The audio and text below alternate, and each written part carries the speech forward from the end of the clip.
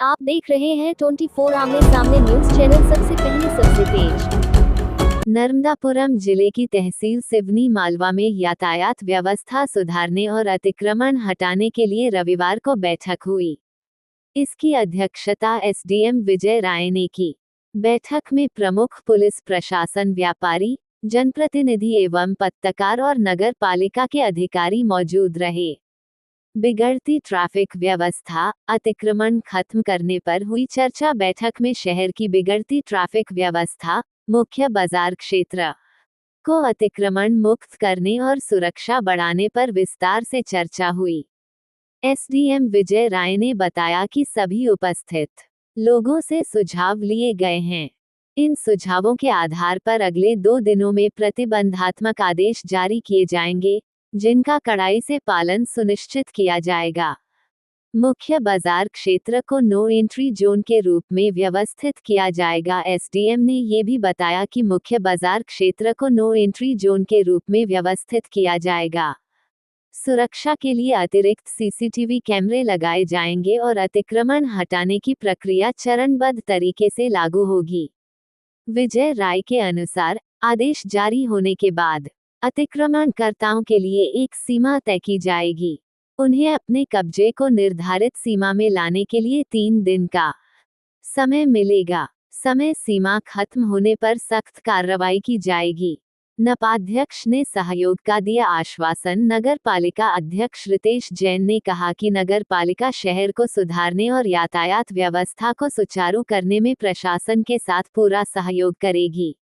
उन्होंने बताया कि नगर पालिका आवश्यक सभी सहयोग प्रदान करेगी। बैठक में उपस्थित व्यापारी संगठनों ने भी अतिक्रमण हटाने, पार्किंग व्यवस्था सुधारने और यातायात को सुगम बनाने के लिए प्रशासन को पूरे सहयोग का आश्वासन दिया। नर्मदापुरम सिवनी मालवा से अरुण कश्यप की खास खबर। से एक मीटिंग रखी गई थी, उस मीटिंग में क्या निर्णय निकला सर, और नगर सौंदर्यीकरण के लिए क्या क्या योजनाएं बनी? जैसा कि अभी हम शहर भ्रमण के दौरान जो चीज़ें देखने में आई थी, कुछ सामाजिक संगठनों और राजनीतिक दलों के माध्यम से भी जो अवगत कराया था कि शहर में यातायात और अतिक्रमण एक बड़ी समस्या है। साथ ही शहर में सुरक्षा की दृष्टि से सीसीटीवी कैमरे भी होना आवश्यक है। इन्हीं 3 विषयों के संबंध में आज नगर पालिका में सभी जनप्रतिनिधियों, सभी व्यापारिक प्रतिष्ठानों के पदाधिकारियों, नगर पालिका की टीम और सभी प्रबुद्धजीवी वर्गों के साथ बैठक आयोजित की गई, जिसमें यातायात से जुड़े विभिन्न मुद्दों पर चर्चा की गई।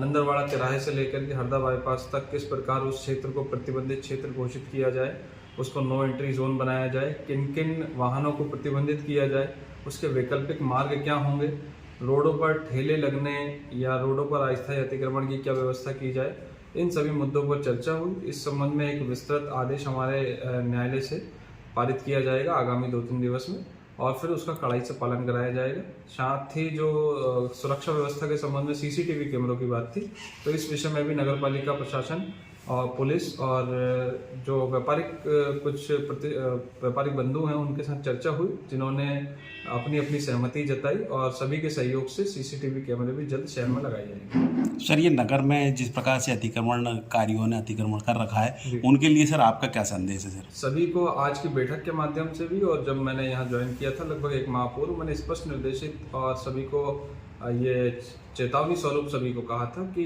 कोई भी व्यक्ति सामाजिक जो आम जन का आवागमन है उसको किसी प्रकार से बाधित ना करे, सार्वजनिक संपत्ति को किसी प्रकार से इंक्रोच ना करे।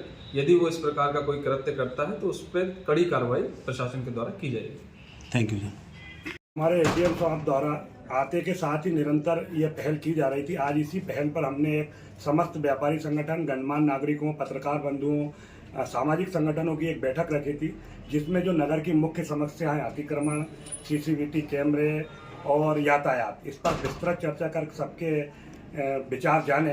अब उस विचार को कुछ दिनों में इम्प्लीमेंट किया जाएगा। नगर पालिका पूर्ण रूप से एडीएम साहब का और प्रशासन का सहयोग पहले भी करती आ रही थी और अभी भी निरंतर करती रहेगी।